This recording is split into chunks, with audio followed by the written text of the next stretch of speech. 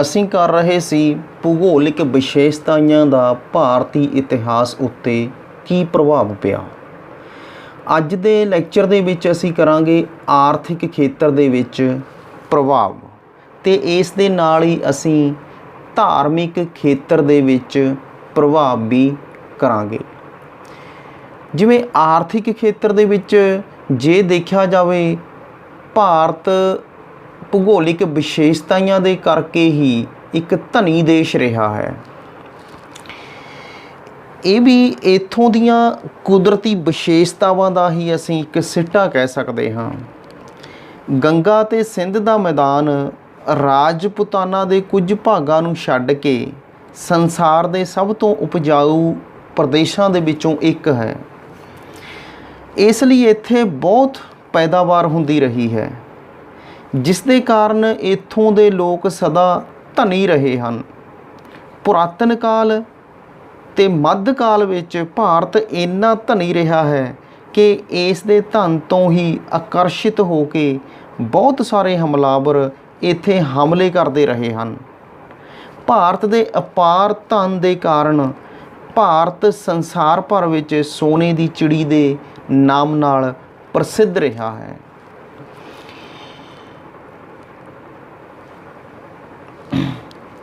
ਗੰਗਾ ਤੇ ਸਿੰਧ ਦੇ ਮੈਦਾਨ ਦੇ ਅਤਿਅੰਤ ਉਪਜਾਊ ਹੋਣ ਦੇ ਕਾਰਨ ਇੱਥੇ ਕਈ ਖੁਸ਼ਹਾਲ ਨਗਰ ਹੋਂਦ ਵਿੱਚ ਆਏ। ਜੇਕਰ ਨਾਮ ਲਿਆ ਜਾਵੇ ਉਹਨਾਂ ਦੇ ਵਿੱਚੋਂ ਟੈਕਸਲਾ, ਪਿਸ਼ਾਵਰ, ਲਾਹੌਰ, ਮੁਲਤਾਨ, ਸਰਹੰਦ, ਪਾਣੀਪਤ, ਦਿੱਲੀ, ਆਗਰਾ, ਲਖਨਊ, ਇਲਾਹਾਬਾਦ, ਬਨਾਰਸ, ਪਾਟਲੀਪੁੱਤਰ, ਕਨੌਜ ਆਦਿ ਸਨ। ਇਹਨਾਂ ਵਿੱਚੋਂ ਬਹੁਤੇ ਨਦੀਆਂ ਦੇ ਨੇੜੇ ਸਥਿਤ ਹਨ। ਇਹ ਸਾਰੇ ਨਗਰ ਭਿੰਨ ਭਿੰਨ ਯੁੱਗਾਂ ਵਿੱਚ ਆਰਥਿਕ ਦ੍ਰਿਸ਼ਟੀ ਤੋਂ ਭਾਰਤ ਦੇ ਸਭ ਤੋਂ ਪ੍ਰਸਿੱਧ ਨਗਰ ਰਹੇ ਹਨ ਅਤੇ ਨਿਰਸੰਦੇਹ ਗੰਗਾ ਸਿੰਧ ਦੇ ਮੈਦਾਨ ਦੀਆਂ ਭੂਗੋਲਿਕ ਅਵਸਥਾਵਾਂ ਦੀ ਹੀ ਦੇਣ ਸਨ। ਹੁਣ ਭੂਗੋਲਿਕ ਵਿਸ਼ੇਸ਼ਤਾਵਾਂ ਕਰਕੇ ਹੀ ਖੇਤੀਬਾੜੀ ਭਾਰਤੀਆਂ ਦਾ ਮੁੱਖ ਧੰਦਾ ਰਿਹਾ ਹੈ।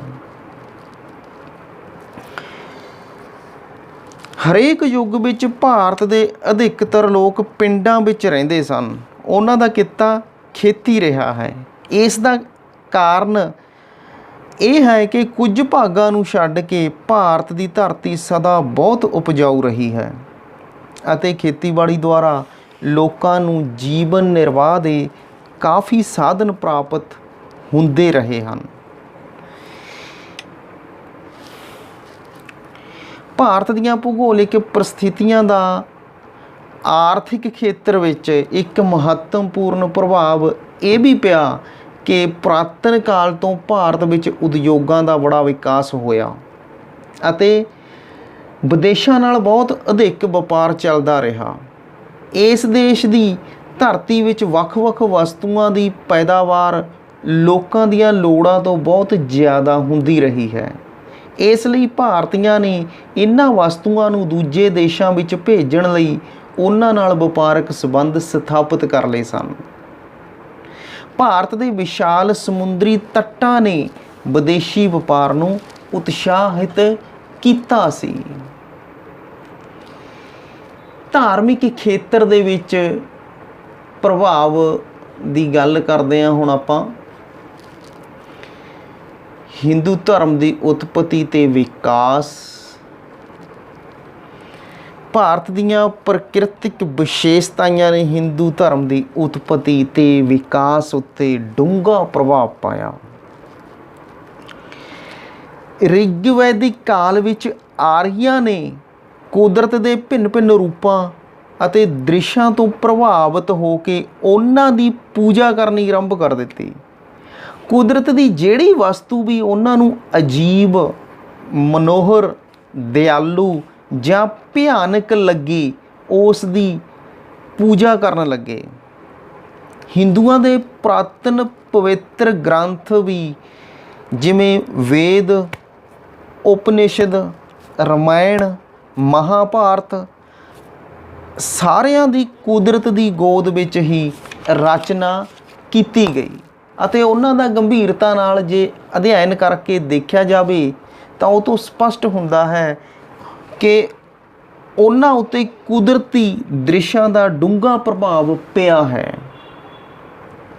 ਪੁਰਾਤਨ ਕਾਲ ਵਿੱਚ ਜੰਗਲੀ ਕਬੀਲਿਆਂ, ਪਸ਼ੂਆਂ, ਪੰਛੀਆਂ ਦੇ ਹਮਲਿਆਂ ਤੋਂ ਬਿਨਾਂ ਸੋਕਾ ਪੈ ਜਾਣਾ, ਹੜ੍ਹ ਆ ਜਾਣੇ, ਮਲੇਰੀਆ ਵਰਗੀਆਂ ਬਿਮਾਰੀਆਂ ਨਾਲ ਬਹੁਤ ਸਾਰੇ ਲੋਕਾਂ ਦੀ ਮੌਤ ਹੋ ਜਾਂਦੀ ਸੀ।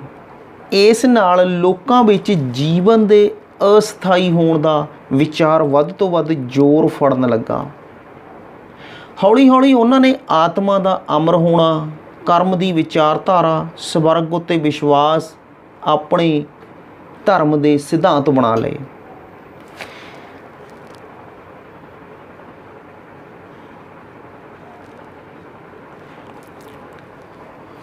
ਇਸ ਮੈਦਾਨ ਦੀ ਭੂਗੋਲਿਕ ਸਥਿਤੀ ਦੇ ਕਾਰਨ ਇੱਥੇ ਆਮ ਤੌਰ 'ਤੇ ਸ਼ਾਂਤੀ ਰਹੀ ਅਤੇ ਧਾਰਮਿਕ ਅੰਦੋਲਨ ਲਈ ਬਹੁਤ ਅਨੁਕੂਲ ਵਾਤਾਵਰਨ ਰਿਹਾ। ਇਸ ਲਈ ਜਦੋਂ ਸਿੰਧ ਦੇ ਮੈਦਾਨ ਦੇ ਲੋਕ ਵਿਦੇਸ਼ੀ ਹਮਲਾਵਰਾਂ ਦੇ ਅਤਿਆਚਾਰਾਂ ਦੇ ਬਾਰੇ ਵਿੱਚ ਚਿੰਤਤ ਰਹਿੰਦੇ ਸਨ, ਗੰਗਾ ਦੇ ਮੈਦਾਨ ਦੇ ਲੋਕ ਬ੍ਰਾਹਮਣਾਂ ਦੇ ਸਮਾਜ ਵਿੱਚ ਕੀਤੇ ਜਾ ਰਹੇ ਅਤਿਆਚਾਰਾਂ 'ਤੇ ਸੋਚ ਵਿਚਾਰ ਕਰਨ ਲੱਗੇ। ਇਸ ਪ੍ਰਕਾਰ ਇਸ ਪ੍ਰਦੇਸ਼ ਵਿੱਚ ਬੁੱਧ ਧਰਮ ਅਤੇ ਜੈਨ ਧਰਮ ਦਾ ਜਨਮ ਹੋਇਆ।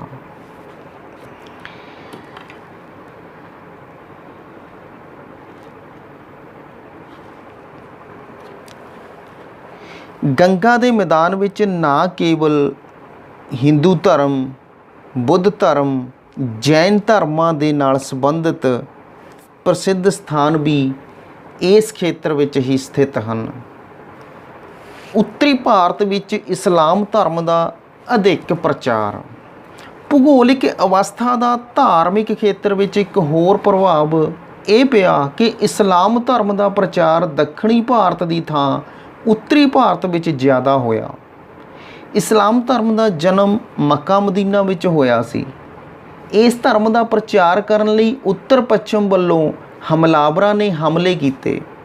ਹੌਲੀ ਹੌਲੀ ਉਹਨਾਂ ਨੇ ਉੱਤਰੀ ਭਾਰਤ ਉੱਤੇ ਆਪਣਾ ਰਾਜ ਸਥਾਪਿਤ ਕਰ ਲਿਆ, ਜਿਹੜਾ ਸਦੀਆਂ ਤੱਕ ਕਾਇਮ ਰਿਹਾ। ਜਿਵੇਂ ਅਲਾਉਦੀਨ ਖਲਜੀ, ਮੁਹੰਮਦ ਤੁਗਲਕ, ਅਕਬਰ, ਔਰੰਗਜ਼ੇਬ ਵਰਗੇ ਮੁਸਲਿਮ ਹਾਕਮਾਂ ਨੇ ਦੱਖਣੀ ਭਾਰਤ ਉੱਤੇ ਹਮਲੇ ਕੀਤੇ, ਫਿਰ ਵੀ ਕੁਝ ਉੱਤਰੀ ਪ੍ਰਦੇਸ਼ਾਂ ਨੂੰ ਛੱਡ ਕੇ ਉਹ ਸਾਰੇ ਦੱਖਣੀ ਭਾਰਤ ਉੱਤੇ ਜਿੱਤ ਨਾ ਪ੍ਰਾਪਤ ਕਰ ਸਕੇ।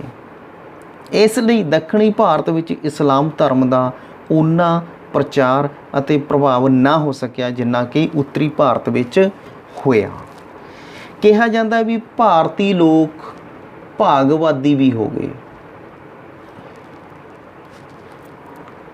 ਪ੍ਰਾਚੀਨ ਕਾਲ ਵਿੱਚ ਲੋਕਾਂ ਦਾ ਕੁਦਰਤ ਉੱਤੇ ਕੋਈ ਕੰਟਰੋਲ ਨਹੀਂ ਸੀ ਅਤੇ ਭਾਰਤੀ ਲੋਕਾਂ ਨੂੰ ਕਈ ਕੁਦਰਤੀ ਆਫਤਾਂ ਜਿਵੇਂ ਹਨੇਰੀ, ਤੂਫਾਨ, ਹੜ੍ਹ ਦਾ ਆਉਣਾ, ਸੋਕਾ ਪੈ ਜਾਣਾ, ਭੂਚਾਲ ਆਉਣੇ, ਇਹਨਾਂ ਦਾ ਸਾਹਮਣਾ ਕਰਨਾ ਪੈਂਦਾ ਸੀ। ਇਹਨਾਂ ਕੁਦਰਤੀ ਮੁਸੀਬਤਾਂ ਸਾਹਮਣੇ ਆਪਣੇ ਆਪ ਨੂੰ ਬੇਬਸ ਪਾਉਂਦੇ ਸੀ। ਬੇਬਸ ਪਾਉਂਦੇ ਹੋਏ ਉਹ ਭਾਗ ਜਾਂ ਕਿਸਮਤ ਉੱਤੇ ਵਧੇਰੇ ਵਿਸ਼ਵਾਸ ਕਰਨ ਲੱਗੇ। ਇੱਥੋਂ ਤੱਕ ਕਿ ਕਿਹਾ ਜਾਂਦਾ ਕਈ ਵਾਰੀ ਉਹ ਵਿਦੇਸ਼ੀ ਹਮਲਾਵਰਾਂ ਦਾ ਵੀਰਤਾ ਨਾਲ ਮੁਕਾਬਲਾ ਕਰਨ ਦੀ ਬਜਾਏ ਉਹਨਾਂ ਅੱਗੇ ਸਮਰਪਣ ਕਰ ਦਿੰਦੇ ਸਨ, ਕਿਉਂਕਿ ਉਹ ਵਿਸ਼ਵਾਸ ਕਰਨ ਲੱਗ ਪਏ ਸਨ ਕਿ ਉਹਨਾਂ ਦੇ ਭਾਗਾਂ ਵਿੱਚ ਹਾਰ ਹੀ ਹੈ। ਇਹ ਸੀ ਭਾਰਤ ਦੀਆਂ ਭੂਗੋਲਿਕ ਵਿਸ਼ੇਸ਼ਤਾਵਾਂ ਦੇ ਆਰਥਿਕ ਖੇਤਰ ਵਿੱਚ ਅਤੇ ਧਾਰਮਿਕ ਖੇਤਰ ਵਿੱਚ ਪਏ ਪ੍ਰਭਾਵ। ਧੰਨਵਾਦ।